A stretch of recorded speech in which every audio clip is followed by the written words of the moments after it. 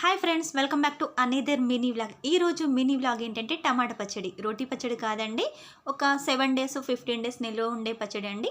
టమాటా ముక్కల్ని తీసుకోవాలి, అది పొడవైనా పర్లేదు, చిన్న చిన్నగా అయినా పర్లేదు. ముక్కలు కట్ చేసుకొని స్టవ్ మీద పెట్టుకొని అందులో ఉప్పు, అలాగే కొద్దిగా నూనె, మెంతి పొడి, అలాగే కొంచెం చింతపండు, కొంచెం పసుపు వేసి ఉడికించుకోవాలి.